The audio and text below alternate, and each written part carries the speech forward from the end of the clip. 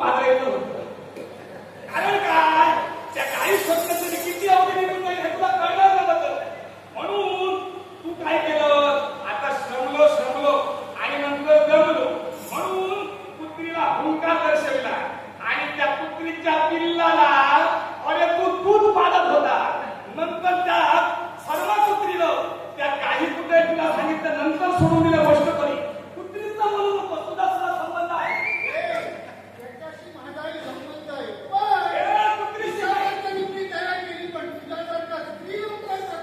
माझ्यासारख्या स्त्रीला काय केलं असते, काय केलं पाहिजे. अरे स्त्री म्हणतात त्या वानरानं लोकही तुझं झालं याचा तरी विचार कर.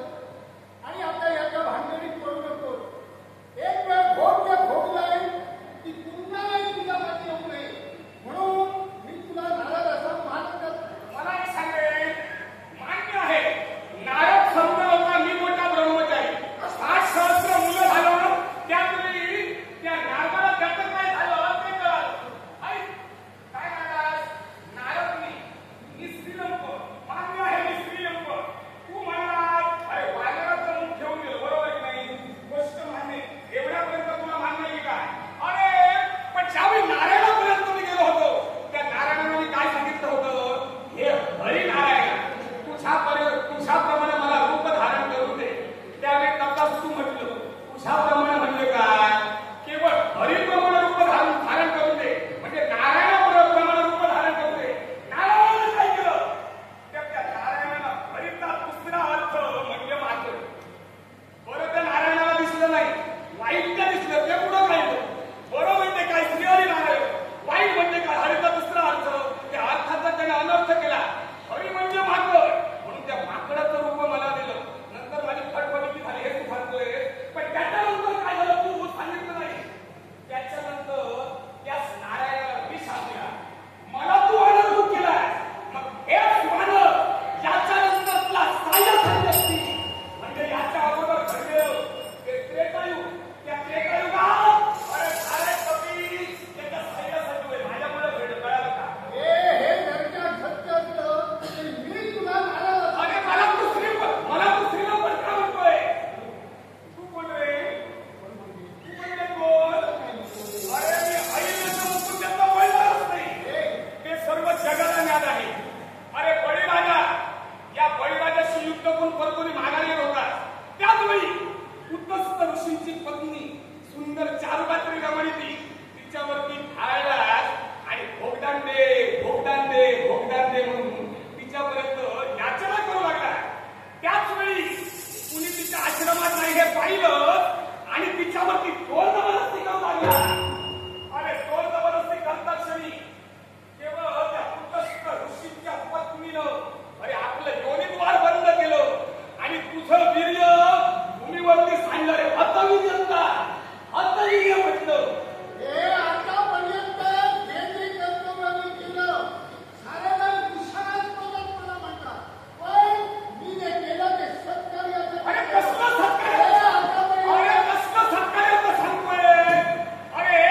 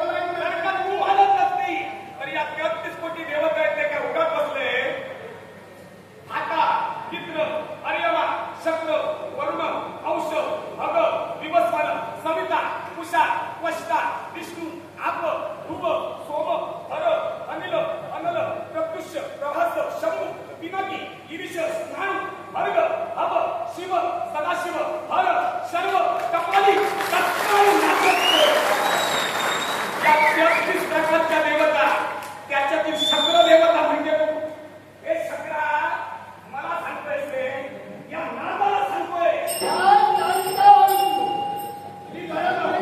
अरे तुझी सुद्धा मला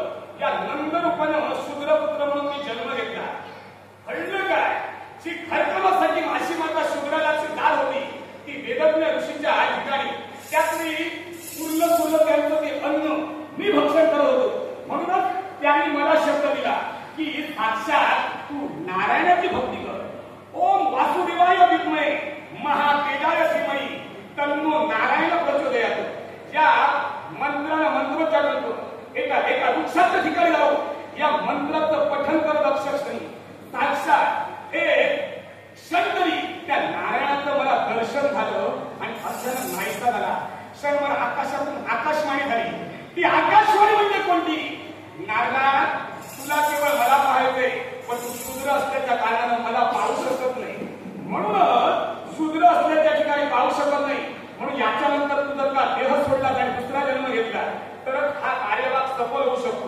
म्हणून खंड काय केवळ मी माझा देह म्हणजे त्या नंदपुराने आपला देह सोडिला आणि ब्रह्मदेवाच्या केवळ कंठापासून केवळ माझा जन्म झाला. कंठ म्हणजे नरडी पासून जन्म झाला म्हणून माझं नाव नारद असं ठेवलं. आई तुझा प्रश्न काय आहे? तुम्ही ब्रह्मचारी कसे? त्याच मी सृष्टी विचार करण्याचा प्रसार करण्याचा पुनश्च शब्द आला. त्यावेळी सुद्धा माझे शब्द कळले ते माझ्या पहिल्या जन्मात होते. मी सृष्टी विस्तार करणारच नाही. त्यात मी ब्रह्मदेवानं मला शाप दिला, तुझं कधी लग्न होऊच शकत नाही आणि जरी का लग्न झालं तरी तू ब्रह्मचारी राहणार. म्हणून मी ब्रह्मचारी. ब्रह्मचारी जर तुम्ही आहात तर तुम्हाला नेत्रसूत कशासाठी असायला नेत्रसूत घेतलं म्हणजे ते शारीरिक सुख आहे की काय? हे बात नाही का? नेत्रसूत घेणं हे मानसिक सांसारिक. अरे नेत्रसूत कुठल्या मनानं घ्यावं ही मनाची मनाने तुला ज्ञान असती. मग त्या मनानं मी ते घेतलंय म्हणजे सुचिरभूत मनानं घेतलंय. अर्थात मी ब्रह्मचारी आहे आणि ब्रह्मचर्य व्रताचा काळ मी एकच सांगितलं कृष्ण देवेंद्र काळेचा तुमचा होता. यात माझा संबंध नाही तर माझ्या देवाला कुठे इच्छित नाही हे मुक्त केलं होतं. तुझा देवानं हा तुझा देव कसा बनला केव्हा बनला तुझा देव? बालपणापासून 19 नंतर त्याची मी भक्ती केली. बालपणापासून केली नाही. ह्याने माझी स्वप्नी जगाली पूजेला मनाच्या ठिकाणी त्या देवतेला म्हणून माझा देव आणि देव कुठल्या देवतेची कुठल्या भक्ताला भक्ती करावी गेला तिला वगैरे भक्ती नसते. मनाची भक्ती करू शकतो. इंद्रभान अरे केवळ तू इंद्रभान म्हणजे गरुड भवनाचा राज करता बरोबर की नाही? हा गरुड भवनाचा राज करता तुला 7 पुत्र आहेत. या 7 पुत्रांचा तरी तू बाप दिसतोय. दिसायला अजून सुंदरच आहे. काही वारसत्य आलेला मला काही दिसतच नाही 7 पुत्र होऊन सुद्धा. पण घडलं काय माहितीये का? घडलं काय माझ्याने पूर्ण होते. घडलं काय माहितीये का? अरे सगळ राजाच्या 60,000 पुत्रांनी तुझं गरुड भुवन लुटलं. आता गरुड भुवन लुटलं म्हणजे आता पुढं करणार काय म्हणून एकसारखा धावत पळत होता. धावत पळता काहीच नाही. मार्गानं वरून या तुझ्या देवाला देव म्हणतो ना यानं तुला पाहिलं आणि क्षणाचा तुझ्यापर्यंत प्रसन्न झाला. काय घडलंय भाया? त्यावेळी तू उद्गारला सगळ्याच्या पुत्रांनी आमचं गरुड भवन लुटलं त्यामुळे आमच्यासाठी आता काही उरलेलं नाही म्हणून तुला मी सहाय्य करीन हा भरवशाचा शब्द दिला. पुढं काय घडलं याला सुद्धा आता जबाबदारी घेतली म्हणजे पूर्ण करायला नव्हती कळली नव्हती. अरे सगळ राजाचे पुत्र ते सगळ्यांना अश्वमेध यत्न केल्या आणि या अश्वमेध यत्नाच्या ठिकाणी केवळ कळलं काय तो वारू सोडला होता. हा सोडलेला वारू म्हणजे सोडलेला अश्व यानं पाहिला. यानं केलं काय? अरे पृथ्वीला विवर खदलं आणि केवळ हे विवर करून केवळ कपिल मुनी जिथं भक्ती करतोय तिथं नेऊन तो सगळ राजाचा अश्व नेऊन बांधला. सगळाचे 10,000 पुत्र ज्याने त्या ठिकाणी आले ना अश्व शोधू लागले. विवर त्यांना दिसलं. विवरातून प्रवेश केला पाहता तो कपिल मुनीच्या ठिकाणी असलेला अश्व त्यांना वाटलं काय हा अश्व कपिल मुनीने धरून ठेवलेला आहे, पकडून ठेवलेला आहे. म्हणूनच सोडविण्यासाठी एक सारखी तपश्चर्ये पासून त्यांना वंचित केलं. क्रोधानं पेटलेले ते कपिल महामुनी. या कपिल महामुनी या 60 सहस्र पुत्राला काढून भस्मसात केलं. याच्यानंतर याला कळालं हे सगळं पुत्र भस्मसात झालेले आहेत. आता पुढं होणार कसं? म्हणून केवळ आता पुढं आपलं काम आहे. म्हणून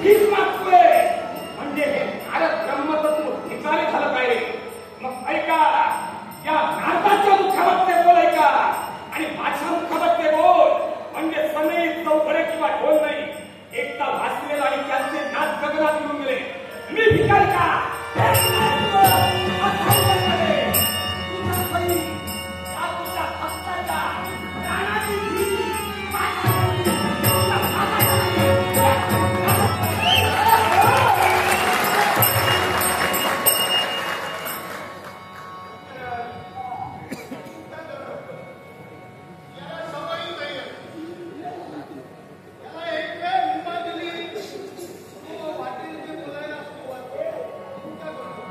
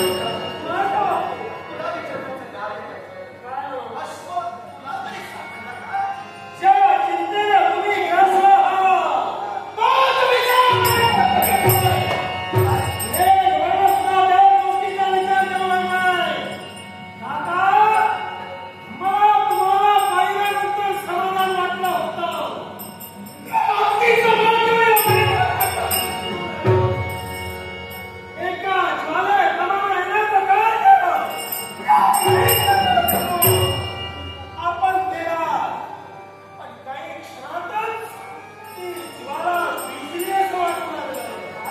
होय, तुला काय म्हणायचंय? एकच अस्वस्थ तुलाही सापडला नाही. नाही. काय? आणि याची कल्पना कदाचित तुला असेल असा विचार मेघवर्ण करत होता. मेघवर्ण? अरे मायावी विद्या खरा तो मेघूळ आहे. मग तुझा मायावी विद्येचा पुस्तके तू साऱ्या गोष्टीचा वापर या मेघवर्णाला केला. मला विद्येला देऊया कशाला? आवाज कार्य आम्ही केलं. पण अश्वपत्र मला दिसला नाही. मेघवळ्या, अरे ज्या वरिष्ठांनी फार मोठा विश्वास आमच्या पराक्रमावर टाकलेला, ज्या वरिष्ठांचा ज्या वरिष्ठांनी आपल्या हाताला दिले, त्या वरिष्ठांचा विश्वासच आम्ही नाही संपादन करू शकतो. त्यांच्या विश्वासाला आम्ही तडाखा पाहिजे का? असा भास मनात निर्माण होता. अपयशाने खचून जाऊ नका. कारण अपयशाच्या पलीकडे यशाचं शिखर आहे. मेघवळ्या,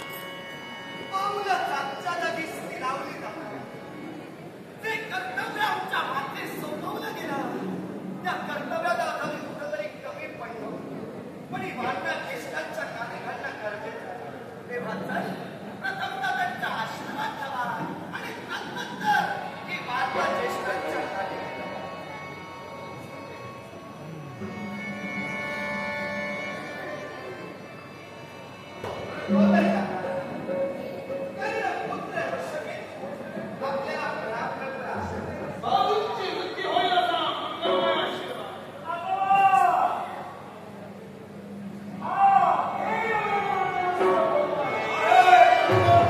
केवळ आमचे हेच मिळाले होते. ते केवळ आपल्या संदेशाने आपल्या प्राणाला भरले असेल. निराश मंडळीने वसुंधरेकडे पाहतात. सत्य तू आणि जेणेकरून तुमच्या त्यांच्या नेत्राकडे पाहिलं असेल निराश याचा मनाशी यही कारण आहे आपणाची जबाबदारी आमच्या बातमीदारांना कार्य केला. ही जबाबदारी परिपूर्ण करत असताना ज्या शांततेला वागला आम्ही विधानाची गती घेण्याचा कार्य केला. शाली मातून केवळ वाद विवाद झाला.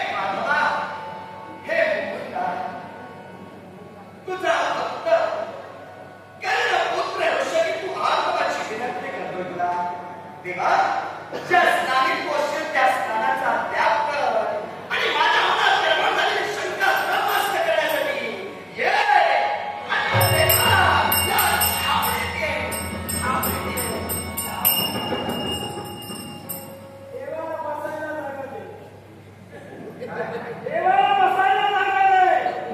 देवाचं भजन कर, पूजन कर. काय म्हणायचंय तुला? म्हणायचं एकच आहे, त्यावेळी त्यांना गरज होती म्हणून आले होते. आता तुम्हाला गरज आहे म्हणून ते नाही. काय म्हणे माझी भक्ती, माझ्या भक्तीची निष्ठा असा देव पावत नाही लक्षात आहे. भक्ती कशी असावी? माझ्यासाठी म्हणजे माझ्या हाकेसरची देव इथं आला नाही म्हणून तू आधी हसलास आणि आता म्हणतोय माझ्या भक्तीपेक्षा तुझी भक्ती श्रेष्ठ. आव्हान देतोय तुला. आव्हान स्वीकार माझं. हिंमत असेल तर तू देवाला हात दे. तुझ्या हाकेसरची देव नको. देवाला हात द्यायला हिंमत लागत नाही. देवाला हात द्यायला अंतःकरण लागतं. पण तुझं किती मोठं आहे त्याचं हे अंतःकरण माझं आहे. ते हात आधी हा पूर्ण होण्याबद्दल अथवा तुझ्यावर परिपूर्ण विश्वास आहे. मेघाव कमाला तुझी गर्जना आहे. फक्त देव यायला हवं. फक्त गर्जना सांभाळूनच कर. हे येणार. हे येणार परिपूर्ण याने सांगू शकत नाही. देव जर आला नसेल तर तुझं सगळं फुकट गेलं असतं. नाही लागला का?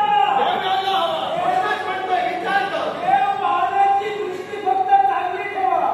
देव दिसला नाही त्याला मी जबाबदार नाही. लक्षात ठेवा. देवाला मी हात देतोय. हे पांडवांच्या पाठीला द्या. देव गोपाल कृष्ण.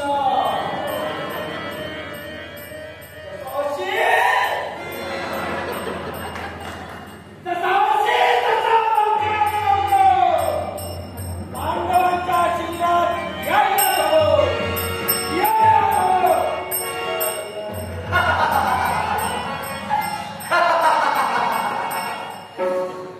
काका, देव धावतोय. ह्याच्या हाकेसरची सांगताना तरी मी म्हणतोय. देव हवा ना. नाही तो धावत गेला म्हणूनच तो आला नाही. देव हवा ना. कोणी फुकट घेणार. गोपाल कृष्णाला सांगायचं विसरून गेला. प्रत्यक्ष स्वरूपानं ये की अप्रत्यक्ष स्वरूपानं हे सांगायचं विसरून गेला. विसरलो. आता जरा तुम्ही सांगून बघा. हे मेघ हवा. प्रत्येक शब्द बोला. भगवंताला जर का बोलवायचं असेल तेवढा नम्रपणा असावा लागतो. शौर्य आणि पराक्रम साऱ्यात गोष्टी चालत नाही म्हणतात. आणि खरंच हे देवीचा देवा गोपाल कृष्ण हा जगाला तुला हार नका. हो जरा मोठ्यानं. हा त्यावेळी या पांडवांना संकट निर्माण झालं. त्या संकटातून मुक्तता करण्यासाठी भगवंता केवळ तत्सहाय्य करावा. पण यावेळी सुद्धा तुझ्या सावली दरबारी आता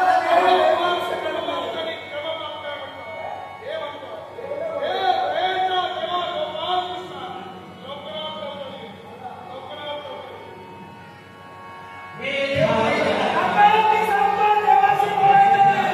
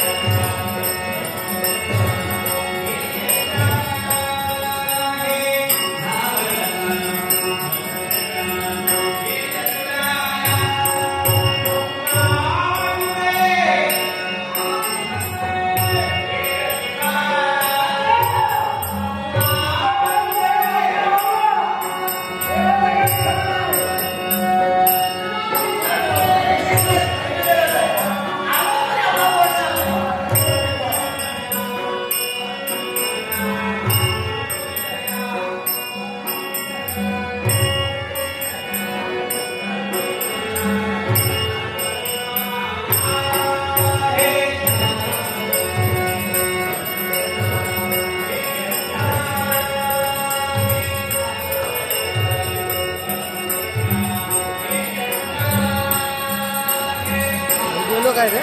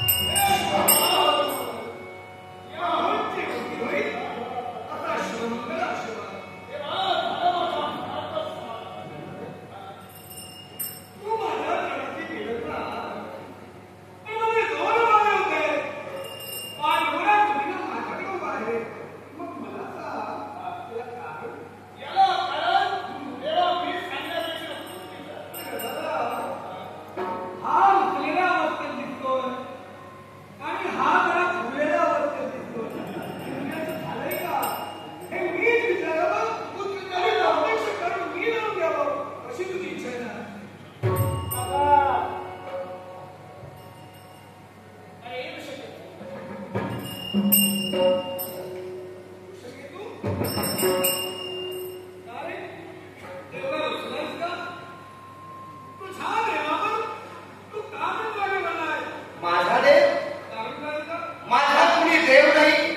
मी कुठल्या देवाला ओळखत नाही. याच्यावर अनेकदा माझ्या चरणाशी बिघडला.